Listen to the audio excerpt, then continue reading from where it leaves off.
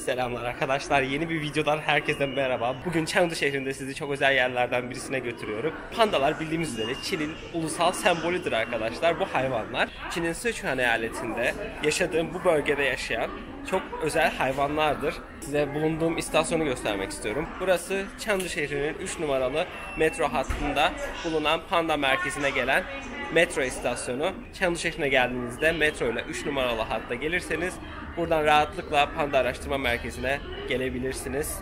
Şimdi metrodan ayrılıyorum arkadaşlar. Az önce metrodan çıktık ve şimdi burada görmüş olduğunuz otobüslere bineceğiz. 各位游客朋友们，大家好！欢迎大家乘坐到熊猫基地满粉的，做了一个像麻将一样的形式，比较的喜庆啊！不管您带回去送人，还是本身挂好不好？ Görmüş olduğunuz shuttle buslar sizi metro istasyonundan Panda Araştırma Geliştirme Merkezi'nin girişine kadar bırakıyor. Ve size kısaca da bilgi vermek istiyorum. Aslında bu Panda Araştırma Merkezi daha öncesinde pandalar hayvanat bahçesine bağlıydı. Dağlarda yaşadıklarında vahşi pandalar büyük bir kıtlık sıkıntısı yaşamışlar ve çok fazla panda sırasıyla ölmeye başlamış. Ve Çin hükümeti bunları korumak için o pandaları burada hayvanat bahçesine getiriyor ilk önce. Buradaki pandaları direkt kendileri özel olarak yetiştirip büyütebileceği ve hatta yapay bir şekilde bu pandaların üremesini sağlayabilecek sistemli bir merkez inşa ettiler. Ve bu merkez şu anda Chengdu şehrindeki en önemli turizm noktalarından birisi. Umarım bu video sizler için de faydalı olur. Birazdan giriş yapacağız. Haydi gidelim. 外面随便抽啊。只是景区里不能抽啊。这个几个呀？这个大的20，小的15。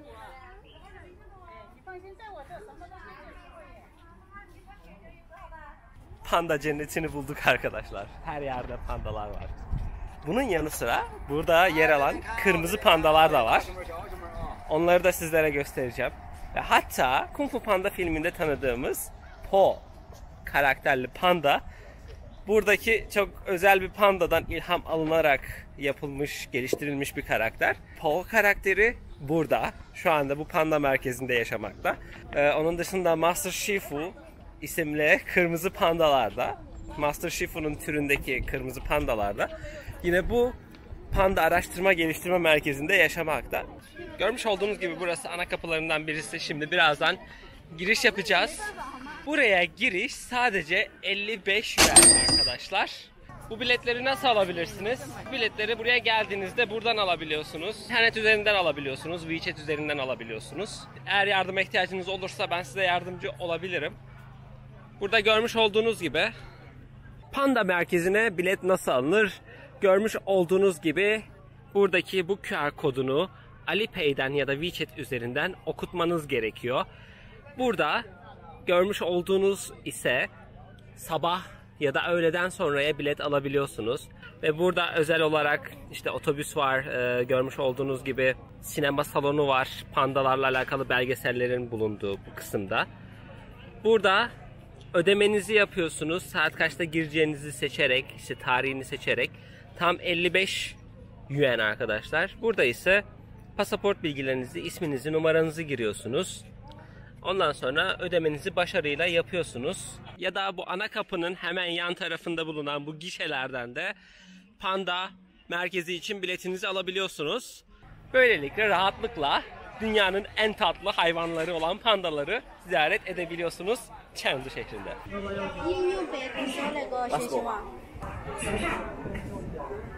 Ah,谢谢.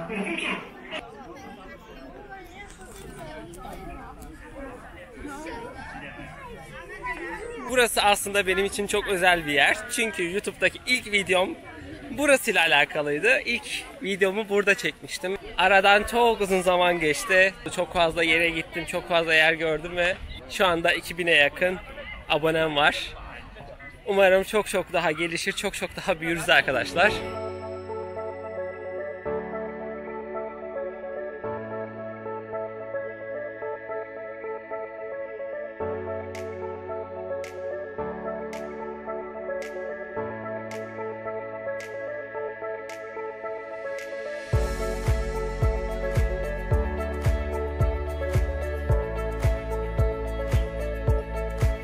burada ilk pandalarımızı görmemiz gerekiyor derken bakın içeride görevliler var. Görebiliyor musunuz bilmiyorum. Bu görevliler bu pandaların korumasında, bu pandaların bulunduğu yerlerin temizliğinden sorumlu kişiler. Pandalar buralarda yaşıyorlar.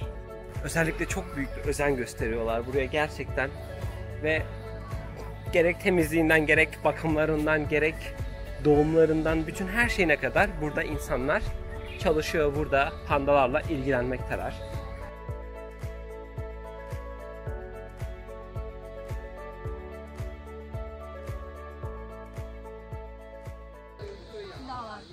Ve özellikle bakın görmüş olduğunuz bu kısımlar pandaların habitat yaşam alanları. Arkasında görmüş olduğunuz yapıların içerisinde geceleri geçirmekteler.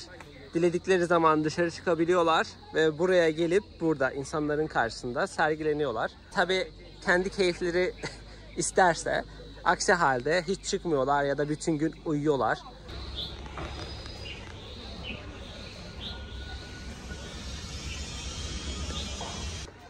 Burası buradaki bu parkın haritası. Görmüş olduğunuz gibi bütün habitatlar, bütün pandaların alanları burada, bu görmüş olduğunuz kısımlarda. Bakın bu kısmında kırmızı pandaları görebilirsiniz. Bu kısımlarında büyük pandalar, dev pandaların olduğu kısımlar. Burada panda sinema salonu var.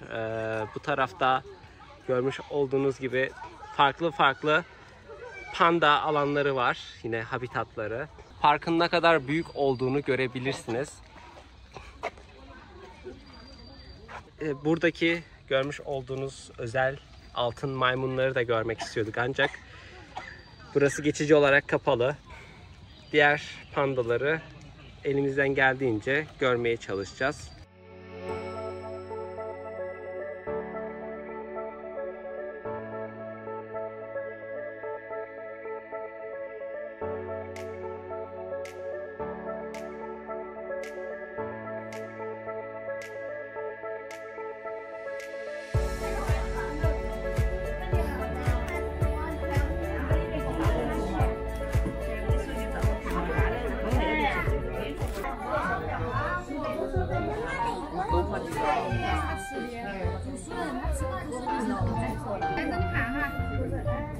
Ve etrafımda o kadar fazla insan var ki görmüş olduğunuz gibi çok fazla insan şu an panda çekimini yapmaya çalışıyor.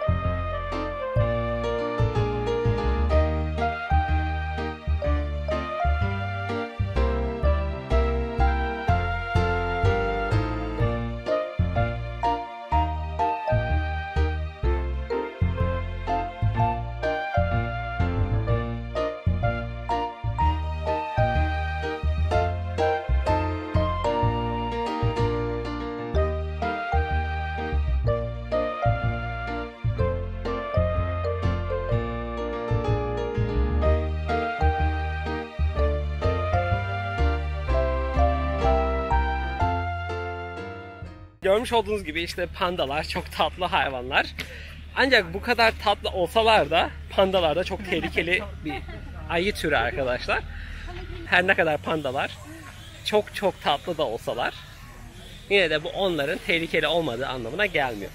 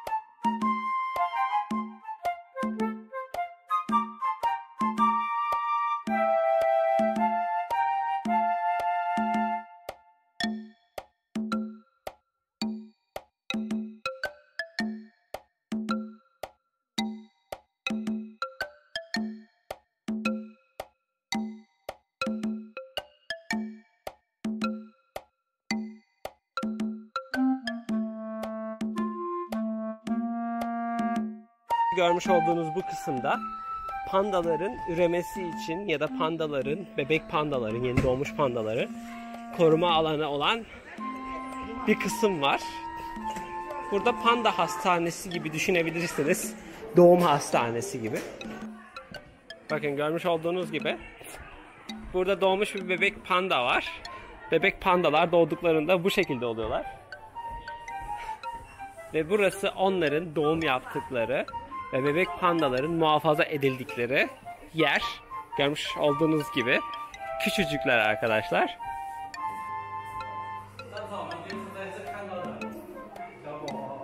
Buralar sanırım hamile pandaların yaşam alanları.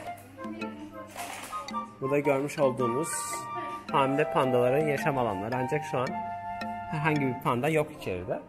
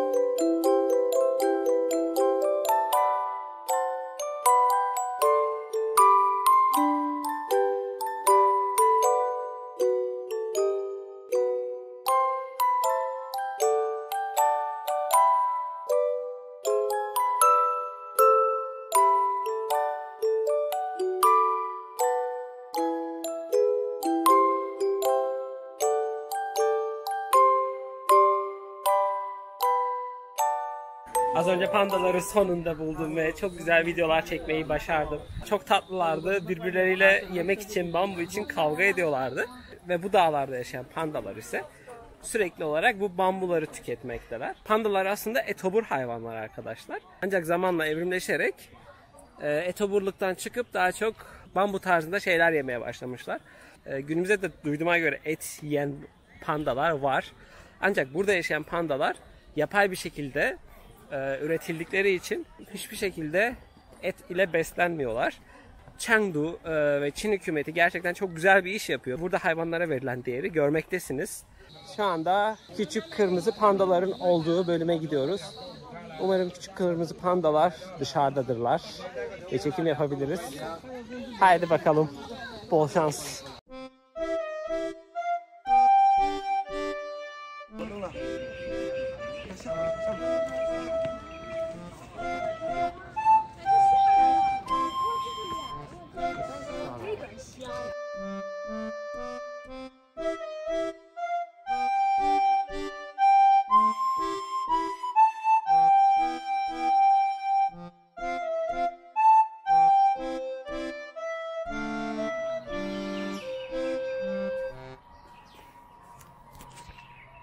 Görmüş olduğunuz bu canlılar aslında çok tanıdık bir filmde görmüş olduğumuz karakterle aynı türde canlılar. Kung Fu Panda filminde hatırlarsınız. Usta Shifu. Birçoğumuz onu rakun olarak bilse de aslında o bir kırmızı pandadır arkadaşlar. Az önce görüntülediğim hayvan ise bir kırmızı panda. Yine bu bölgede yaşayan çok özel türlerden birisi.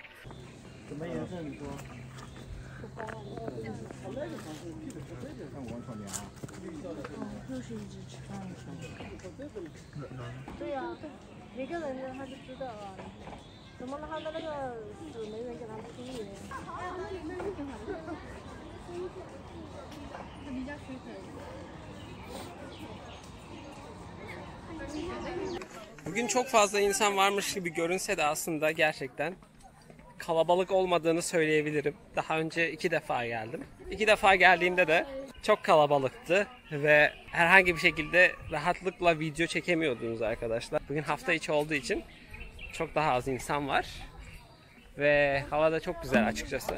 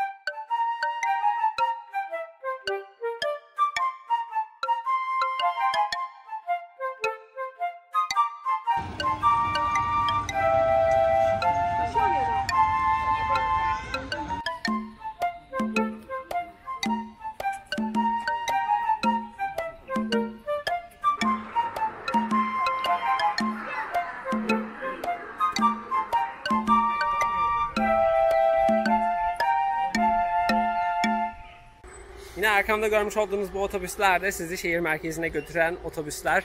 10 yuan'den başlayan otobüsler. Direkt buradan şehir merkezine kadar IFC, Chunxilu, Renmin-Gongyuan size 10 yuan karşılığında götüren otobüsler. Biz metro istasyonuna gideceğimiz için en yakın metro istasyonuna götüren ve sadece 2 yuan ödeyeceğimiz bu otobüsler var. Sabah geldiğimiz otobüsler. Zaten Chengdu şehrine gelecek olursanız her türlü konuda sizlere yardımcı olmaya çalışırım arkadaşlar. Bugünlük videom bu kadar. Panda Araştırma Geliştirme Merkezi'nde, burada Chengdu şehrinde olabildiğince güzel videolar çekmeye çalıştım. Videomu lütfen beğenmeyi, yorum atmayı, hatta abone olmayı lütfen unutmayın arkadaşlar. Chengdu şehrinden hepinize sevgiler, saygılar. Kendinize iyi bakın. Görüşürüz.